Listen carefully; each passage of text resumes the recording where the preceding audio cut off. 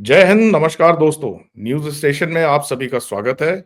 मैं हूं आपका होस्ट कर्नल अमित सिंघल और आज हम बात करने जा रहे हैं एक बहुत ही अहम और ज्वलनशील मुद्दे की, जो कि है एक बार इज़राइल और हमास के बीच जो सीज़फायर चल रहा था, वो फिर से टूट गया है। 2-3 दिन पहले इज़राइल ने फिर से गाज़ा के इलाकों पे बमबारी शुरू कर दी है और अगर सूत्रों की माने तो लगभग 450 से ज़्यादा लोगों की जानें गई हैं। तो अभी हो क्या रहा है? लेटेस्ट खबर के मुताबिक जो सूत्रों ने बताया है कि इज़राइल ने क्लेम किया है कि उन्होंने एक बहुत बड़ी सक्सेस हमास के खिलाफ अभी-अभी अचीव करी है, जिसमें उन्होंने क्लेम किया है कि उन्होंने हमास के एमआई चीफ जिसका नाम था ओसामा तबाश उसको मारने में कामयाबी हासिल करी है।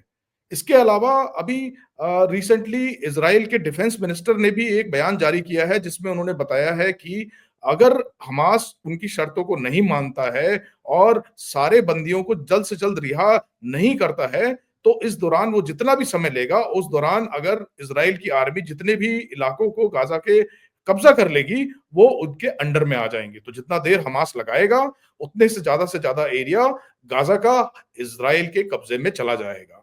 तो अभी जानने की कोशिश करते हैं कि ये मामला एक्चुअली शुरू कब हुआ था और इस किस रुख की तरफ जा रहा है?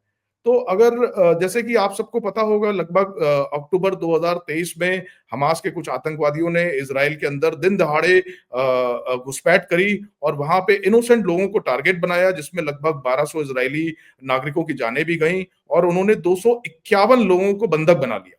और यहाँ से शुरुआत होती है इस लंबी जंग की।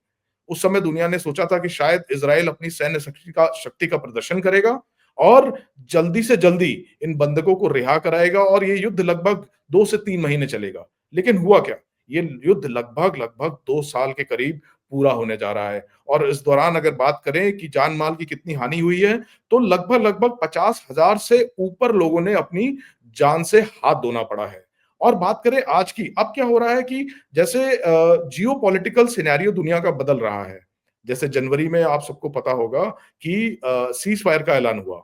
नाउ सीज़ फायर का डिज़ाइन जो था वो अमेरिका के पिछले प्रेज़िडेंट जो बाइडेन ने तैयार किया था और वो जो सीज़ फायर है वो आया एक्ट में लगभग 15 जनवरी के आस-पास। उसको 3 फेसेज़ में लागू होना था।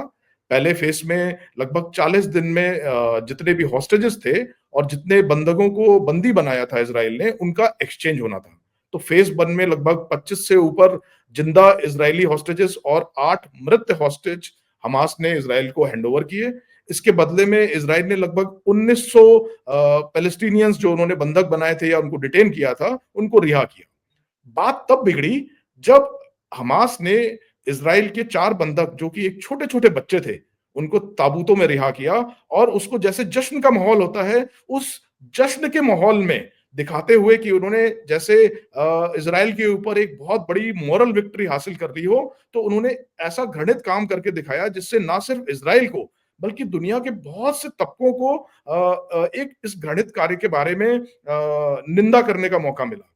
और एक चीज़ और एंगल है दोस्तों जो मैं आपको बताना चाहूँगा जिसके बारे में हमें जानना बहुत ज़रूरी है कि इज़राइल में जो प्रेज़ेंट नेतन्याहू की जो गवर्नमेंट है उसके साथ वहाँ के जो राइट विंग सपोर्टर्स हैं उनका सपोर्ट है। तो जब इज़राइल ने सीज़ फायर इम्प्लीमेंट हुआ, तो वहाँ के जो हार्डकोर राइट विंग एक्टिविस्ट हैं और जो लीडर हैं जिन्होंने वहाँ के प्राइम मिनिस्टर की सरकार को सपोर्ट कर रखा है, उन्होंने वो सपोर्ट वापस ले लिया।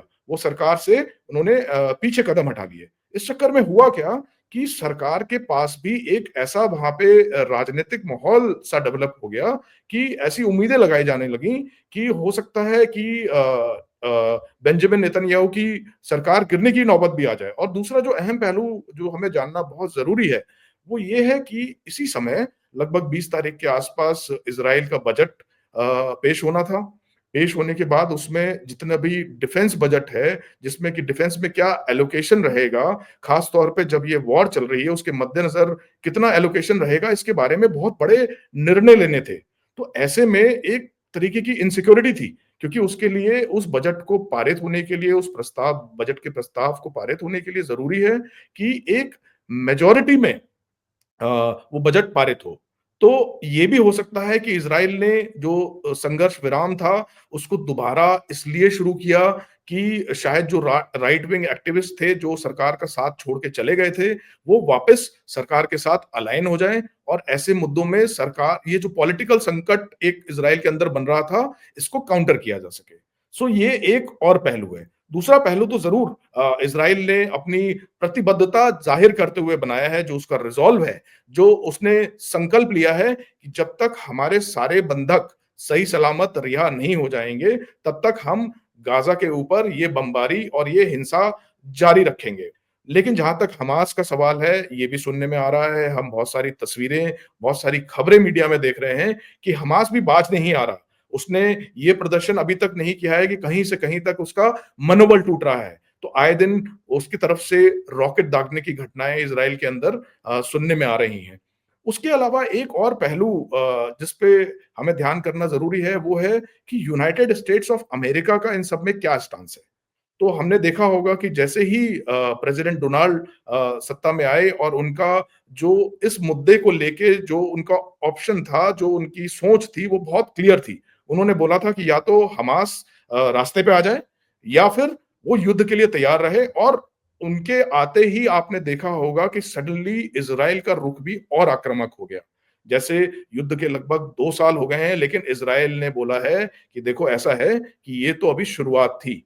अब असली बारी तो अब हम तुम्हें दिखाएँगे कि हम तुम्हें कैसे नेस्तनाबूद करते हैं। या तो तुम हमारी बातों को मान जाओ, वरना तुम अपने जान-माल से तो हाथ धोगे ही, साथ में जो इलाका राह-सहा तुम्हारे पास बचा है, वो सब भी चला जाएगा। तो और साथ ही साथ हम देखें जो पूरे मिडल ईस्ट या वेस्टर्न एशियन कंट्रीज़ में जो डेवलपमेंट हो रहे हैं कि एक तरफ ये सीज़फायर खत्म हुआ, दूसरी तरफ आपने सुना होगा कि यूएस ने बहुत सारे इलाकों में हूतीज़ के खिलाफ कार्रवाई शुरू कर दी। अभी 2-3 दिन पहले उन्होंने एयर स्ट्राइक्स करी जिससे भारी संख्या में हूतीज़ को नुकसान हुआ। हूतीज़ ने रिटेलिएट करने की भी कोशिश करी। तो ये ध्यान में रखे रखने वाली बात है कि ये जियोपॉलिटिकल लेवल पे ये सारी चीज़ें क्यों हो रही हैं?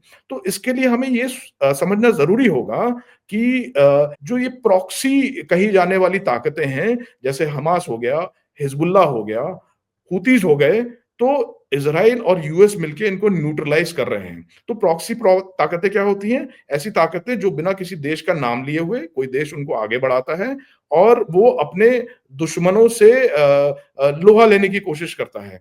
तो ऐसी प्रॉक्सी ताकतों को शायद यूएस और इज़राइल मिलके न्यूट्रलाइज़ करने की कोशिश कर रहे हैं और सबसे अहम मुद्दा इस समय अगर आप पूरी जियोपॉलिटिकल सिनेरियो को समझने की कोशिश करें, तो एक तरफ यूएस रशिया और यूक्रेन की लड़ाई चल रही है जिसमें यूएस मध्यस्थता करना चाह रहा है और कुछ हद तक ऐसा दिखाया जा रहा है कि शायद इसमें टेम्परेरी सफलता मिले।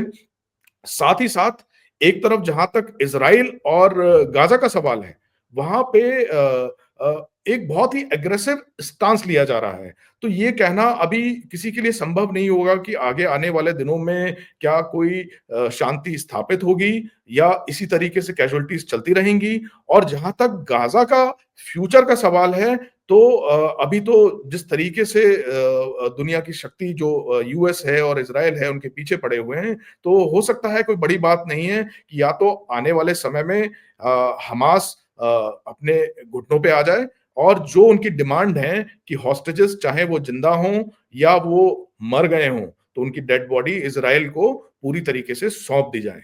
तो ये बहुत ही आने वाले दिन बहुत ही इंटरेस्टिंग होने वाले हैं और बहुत ही ज़्यादा टर्बुलेंस इन दिनों में हमें देखने को मिलेगी और आगे आने वाला भविष्य क्या होगा, इसके लिए हम आपसे जुड़े रहेंगे। तो जय हिंद दोस्तों और देखते रहिए न्यूज़ स्टेशन।